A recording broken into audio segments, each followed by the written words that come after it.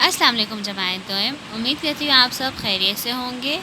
आज हम अच्छी ज़मीन खुश रहो का आगे बढ़ेंगे। ठीक है बच्चों, अब आगे क्या हो रहा है।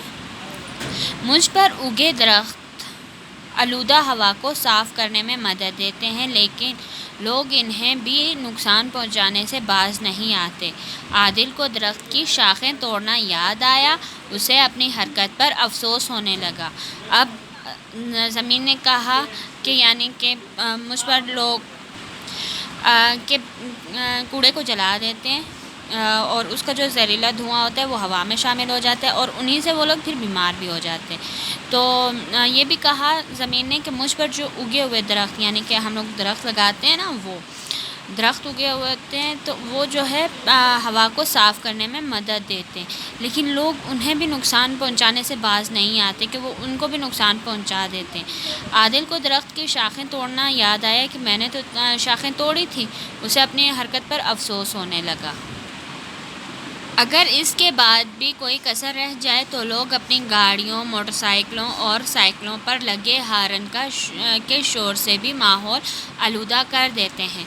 इस शोर का कानों और दिमाग पर बुरा असर पड़ता है। ये सब चीज़ें मिलकर मुझे तबाह कर रही हैं और मेरी खूबसूरती ख़त्म कर रही हैं, ज़मीन ने दुख भरी आवाज़ में कहा। अच्छा, अगर हम लोग बाज़ार में जाएं, हमें भी काफ़ी गाड़ियों की, यानी कि जब बहुत ज़्यादा रश होता है, गाड़ियाँ, मोटरसाइकिल या साइकिल सारे इकट्ठे हो जाए तो सबको ये होता है कि मैं पहले जाऊं, तो वो गाड़ियों पर गाड़ी, मोटरसाइकिल सब हारन हमें हर तरफ सुनाई दे रहे होते हैं कि बस हारन है कि जल्दी से हटे यहाँ से कोई चीज़ तो हम लोग जाएँ। तो उससे भी माहौल ख़राब होता है। कैसे ख़राब होता है कि उसका जो शोर होता है कानों को अच्छा नहीं लग रहा होता। वो जो कान भी और दिमाग पर, दोनों चीज़ों पर बुरा असर छोड़ते हैं कि हमारा ख़राब होना शुरू हो जाता है। ये सब चीज़ें मिलकर, यानी कि सारी चीज़ें जो हैं वो मिलकर तबाह कर रही हैं मेरी खूबसूरती, यानी कि ज़मीन की खूबसूरती को।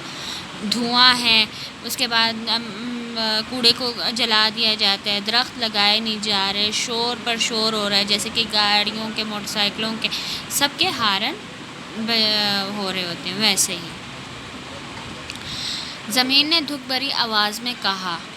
ज़मीन ने बहुत अफसोस के साथ कहा।